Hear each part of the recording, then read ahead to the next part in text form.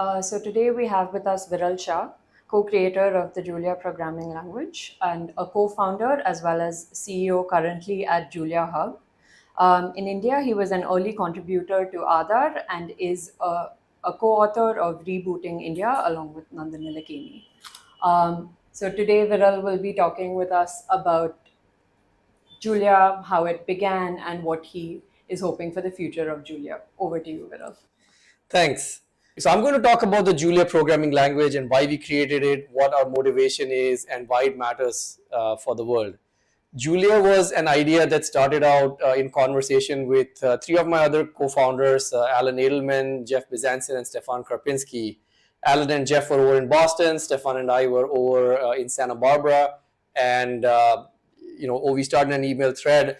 All of us had been talking about the need for solving the two-language problem. In my own PhD, I wrote all my programming, all my algorithms in MATLAB, but then I had to rewrite all the computational kernels in C++. And that was painful because you were writing the same program twice, and it was essentially a waste of time. And this is where sort of the idea came around. Why do we need a single programming language, right? If we had a single programming language that was as easy as MATLAB, Python, or R, or as fast as C and Fortran, then just imagine the productivity that it would unleash, right? It would make it possible for people who develop algorithms, people who dream of ideas, people who are not programmers by trade, take their ideas and translate them into programs with very little effort. And they would not need to rewrite their code in C++. They would not need to rewrite it for deployment. They could just literally convert their ideas into code and go. And that was the idea behind Julia. And I think we broadly succeeded. So this is how we started out with Julia. It was an idea back in 2009. We had an email exchange amongst the four of us. And within 3 days, we had the first lines of code. So the time to go from, hey, we think the world needs this, to getting going was literally 3 days.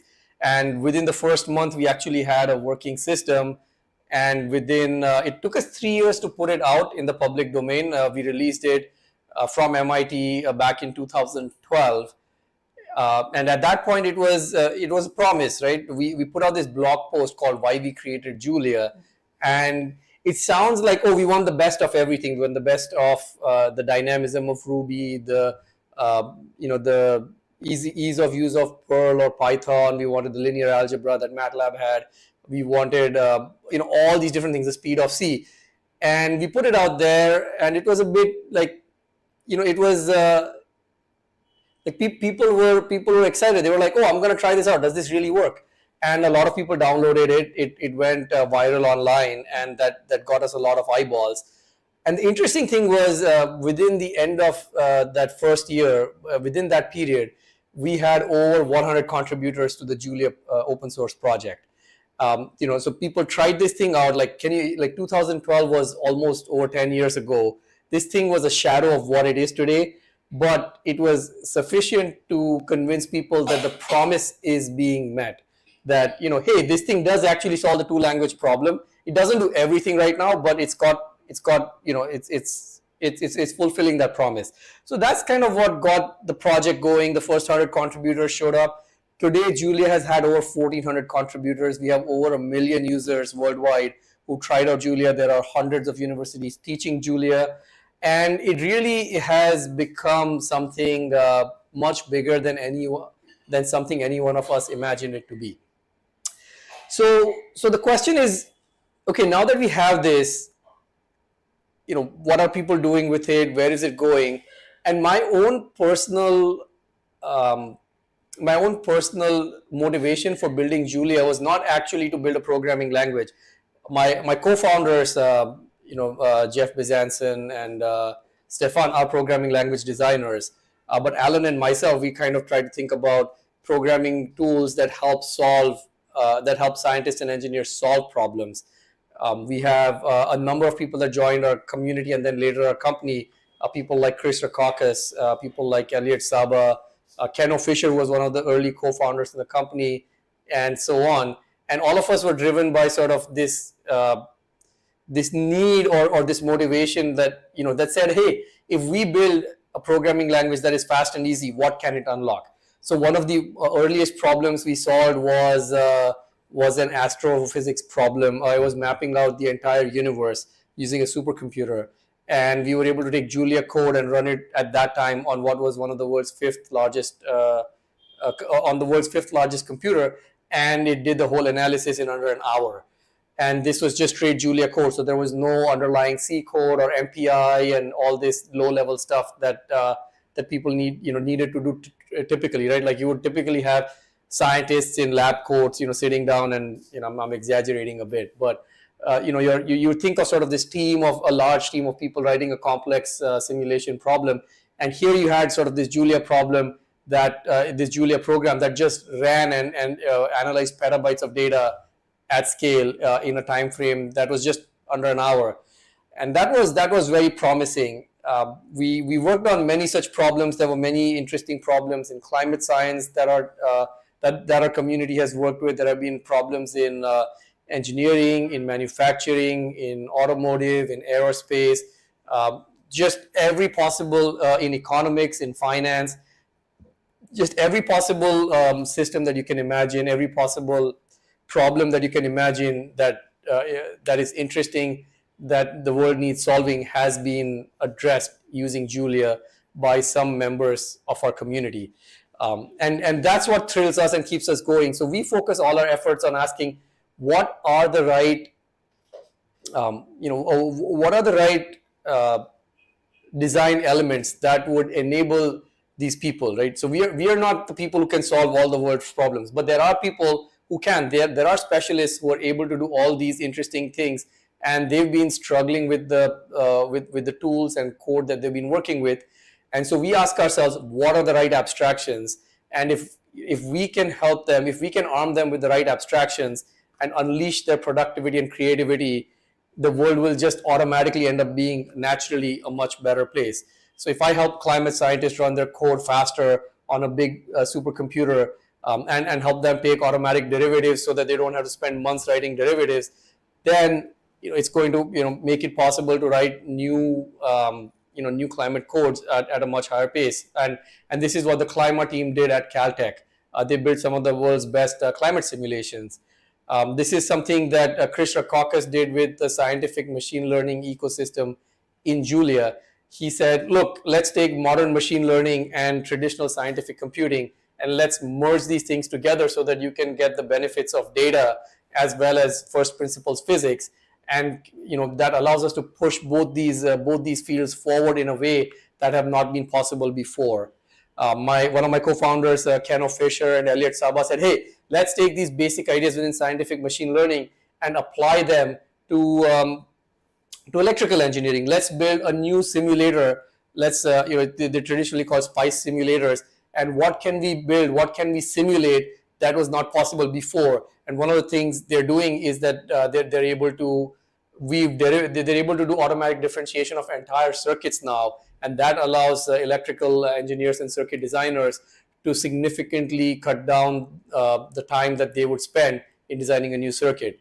We have team members who are building new control systems, and they're using the same ideas: scientific machine learning, automatic differentiation, Julia solving the two-language problem to build safety critical systems for aerospace and automotive systems.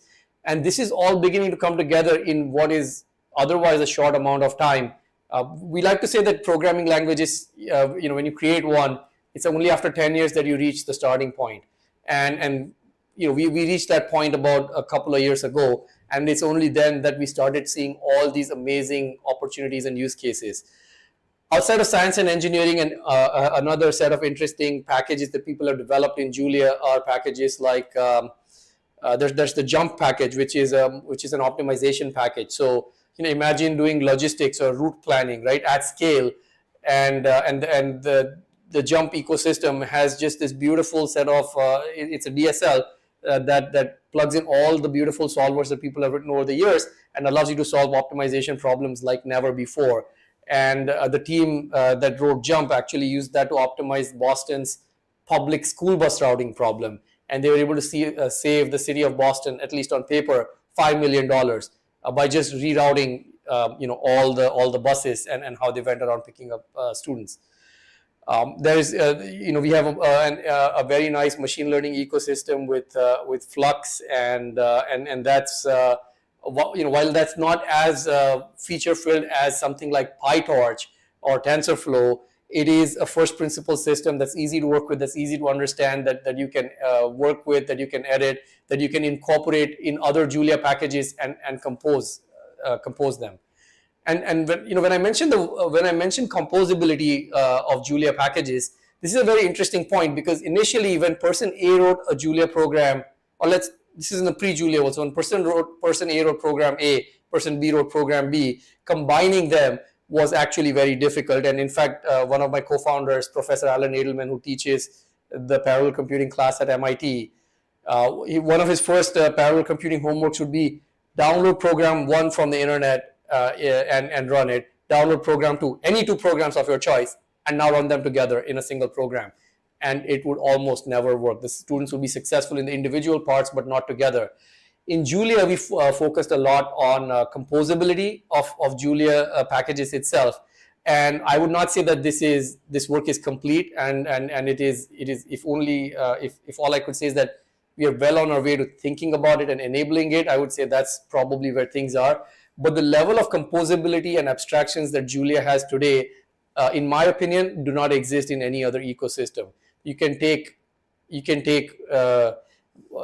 just do very interesting things in Julia, and I think I would not go into a lot more detail here because there's many other talks at JuliaCon. If you check out the JuliaCon, the Julia YouTube channel, you'll see tons and tons and tons of talks of people doing interesting things with Julia packages, with combinations of Julia packages.